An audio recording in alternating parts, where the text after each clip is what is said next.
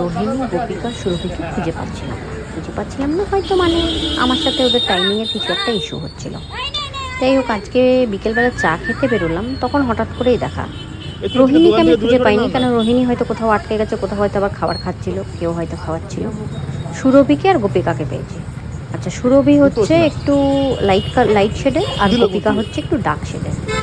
তো এই চক্করে কি হলো, রুটি খাওয়াতে খাওয়াতে গোপিকা খেয়ে নিল আমার কাছ থেকে 10খানা রুটি। ভেবেছিলাম দুজনকে অর্ধেক খাওয়াবো 15খানা রুটি নিয়ে, বাট যাই হোক, ঠিক আছে, খেয়ে নিয়েছে। পরের দিনকে মেকআপ করে দিতে হবে, কারণ আগের দিনকে পাউরুটিটা সুরভি বেশি খেয়ে নিয়েছিল, তো ম্যানেজ করে খাইয়ে দিয়েছি। ওরা ভীষণই হার্মলেস, ভীষণ আদর পেতেও ভালোবাসে।